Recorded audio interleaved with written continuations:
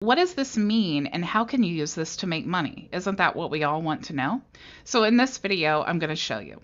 Let's say Bob the plumber has hired you to create a website for him. He's happy with the final product, so now what? The website needs to be kept somewhere to manage. With Builderall, you have some options. You can have them create an account and host it themselves. You'll still get affiliate commissions every month for this. However, if you're an agency, you understand there's huge income potential in hosting the websites for them. Plus, you may not want to tell your client that you use Builderall. In reality, most clients don't care and just want someone else to worry about their website so they can continue to run their business. So what is involved in website hosting? As you see here, I've just created a sample page to give you an idea. You could add this to your website and explain to them how much hosting is, what you're going to charge them, and what it includes. Okay, for example, hosting and maintenance of a landing page includes one text change to existing content per month and one existing image change per month. Managed hosting also includes daily backups and built-in reporting. Now keep in mind, Builderall does the daily backups and built-in reporting for us, so we don't have to do anything there. We would charge the client $47 a month every single month, and a lot of times they don't even need those changes, okay? And sometimes they do. And if they needed more, then we would add that. But the terms are very clear on our website what we're going to do for $47 a month. And then in the effort of automating everything, we want them to just click here and sign up for hosting. Okay, but how do we do that? If you go inside the Cheetah Builder, you see we have the super checkout. So if you click here, you can actually create an item called website hosting. So let's go ahead and create that item now. After we've entered our business information in, we'll create our item and we'll call it website hosting. And I'm in the United States, so I'm going to choose English. And we need some information about our website hosting. So let me just copy this here. And we'll just paste. Obviously, we want to make this look more professional. We'll just add an image. So I'll just add this one here. And we'll stretch that out. We'll say OK. Now, this is a digital product, and we can select our category here. We'll just say services, and we'll click next. You can also select a payment gateway. So if you click here, you can use PayPal, Stripe, any of these, and it's really simple to integrate. You just follow these directions here.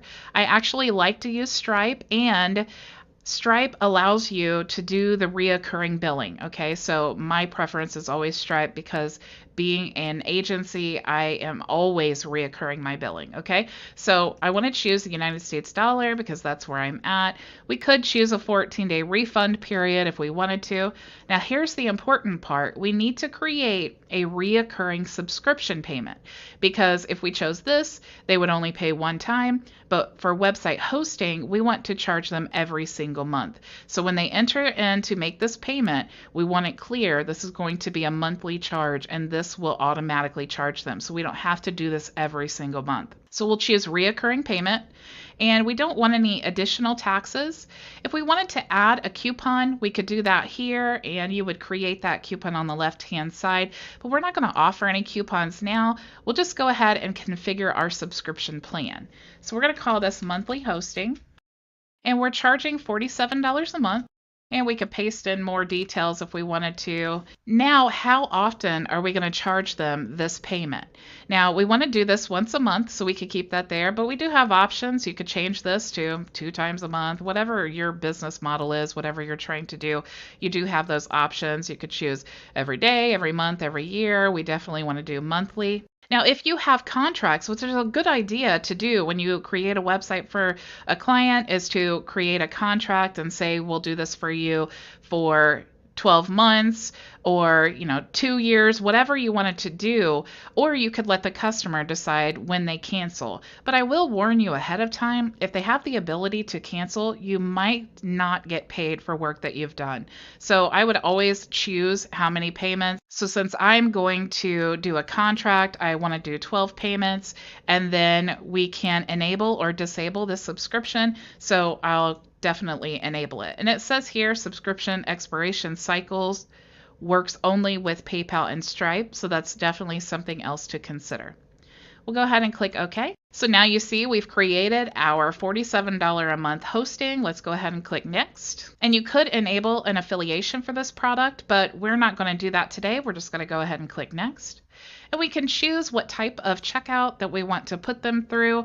The 3-step checkout would be the easiest. Let's go ahead and do that. And again, if you want a more detailed training on the super checkout, please go here to the knowledge base and just type in super checkout, and you'll find all kinds of trainings to help you navigate through super checkout. The goal of this video now is to show you how you can create a web agency using these sub accounts. Okay, so we'll go back here, we'll choose the 3-step checkout.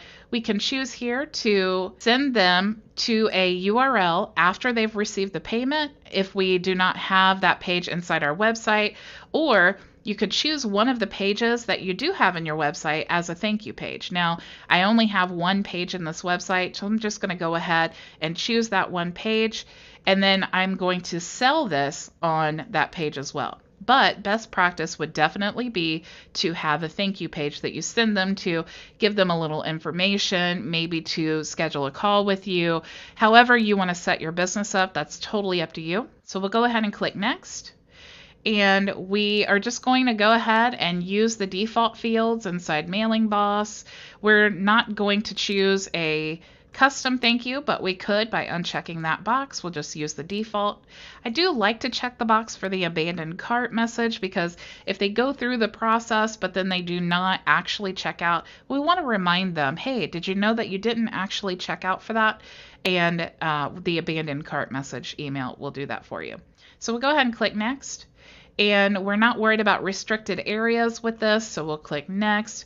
We don't need to worry about any external scripts, webhooks, e-learning, so we'll go ahead and click next. And after you've read through the terms and conditions, you can accept and create your product. So now that we've created our product, what we need to do is go back to our web page. And then we just want to connect that product to this button. And we can do that by clicking on the button and then clicking on Set Link. And then you could go to your super checkout and select the item that you want to connect to that button and click Select and then Save. So once we have our page set up, we can accept payments and set up the reoccurring charge. So what we would need to do in this situation is we would need to send Bob the plumber this link and say, as soon as you sign up for monthly hosting, we can go ahead and make your website live. Okay, so what I would do is I would come back inside my account and I would create a professional email with Bob the plumber at my domain. So my business, visionmarketinganddesign.com. I would create a professional email that says Bob the plumber at visionmarketinganddesign.com, and I can easily do that in here. Again, if you want more training on how to do that, you can go to the knowledge base and there's tons of training to help you do that.